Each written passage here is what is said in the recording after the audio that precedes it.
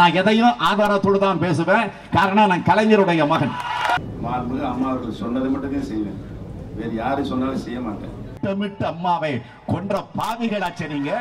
உறுதியா ஸ்டாலினுக்கு வந்து தோல்வி போய் வந்துருச்சு. சேகர் ரெட்டி விவகாரங்களை எல்லாம் தோண்டினால் அதிலே நான் தெளிவோடு சொல்லுகிறேன், அதில் முதல் குற்றவாளியாக இருக்கக்கூடியவர் யார் என்று கேட்டால் இந்த ஓபிஎஸ் தான். ஊழல் பத்தி பேசுறதுக்கு ஸ்டாலின் அவர்களுக்கு என்ன இருக்கு?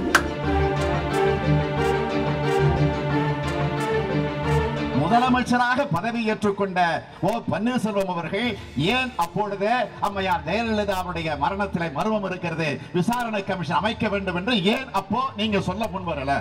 முதலமைச்சராக இருக்கும் போதே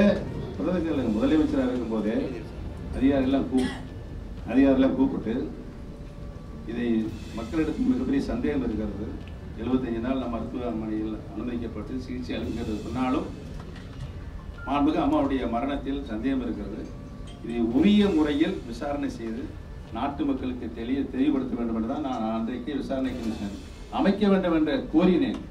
இதை யாரும் மறுக்க முடியாது. இன்னைக்கு அவர் ஆழ்கிணறு சட்டமன்ற தொகுதி இடைத்ததற்காண்டி அரசியல் லாபத்துக்காண்டி ஏதாவது சொல்லியிருந்தாருன்னா அதுக்கு நம்ம பதில் சொல்ல முடியாது. பன்னீர்செல்வம் அவர்களை கேட்க விரும்புவது சசிகலாவை பற்றி மீதி இருக்கக்கூடிய 90% ரகசியம் என்ன?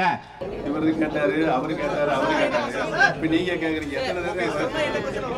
90% என்பது ஒரு கட்சிக்குள்ள அவங்க எனக்கு செஞ்ச என்னை அம்மா வந்து அம்மாட்ட இருந்து பிரித்து எடுக்க வேண்டும் என்று அவர்கள் செய்த அந்த செயலியுடைய கான்செப்ட்ல 100%ல 10% நான் சொல்லியிருக்கிறேன், 90% நான் சொல்லல.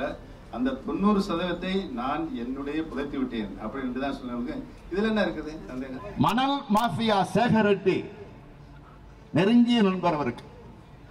திருப்பதிக்கெல்லாம் ஒன்னா சேர்ந்து மொட்டடிக்க போவாங்க. போட்டோலாம் பார்த்திருக்கோம் நம்ம. ஆக அவரிடத்தில் வாங்கிய பணம் எவ்வளவு என்பது ஓ பன்னீர்செல்வம் அவர்களுக்கு தெரியுமா தெரியாதா? நான் திருப்பதிக்கு போயிருந்தேங்க சாமி கும்பிடுறதுக்கு. அவர் வந்து தமிழ்நாடு சார்பாக அங்கே எக்ஸிக்யூட்டிவ் மெம்பராக இருக்காரு, அங்கே இருக்காங்க. அங்கே போனால் எப்பயும் தேவஸ்தானத்தில் நம்ம மாதிரி டிவி சேனல் வச்சு கேமரா வச்சு எல்லா வர்ற தலைவர்கள்லாம் விஏபிலாம் எடுப்பாங்க, படம் எடுத்து ரெக்கார்டுக்காண்டி வச்சுக்கிடுவாங்க.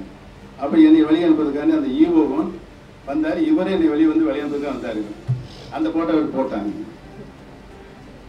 போட்டுட்டு இன்னைக்கு வந்து அது ஒரு விமர்சனத்தை உள்ள கொண்டு போகிறாங்க. எனக்கும் அவருக்கும் எந்தவித தொடர்பும் இல்லை. 3.14 கோடி ரூபாய் கடன் தமிழகம் மூழ்கி இருக்கிறது. இதற்கு காரணம் யார்? நிதியமைச்சராக இன்றைக்கு இருந்த ஓ பன்னீர்செல்வம் தான். ஸ்டாலின் வந்து சட்டமன்றத்தில் இருக்கும் போது அதற்குரிய விளக்கத்தை அவரிடம் சொல்லி அவரும் சரி சரி சரி ஆமா ஆமா ஆமான்னு சொல்லிட்டு போயிருக்காரு.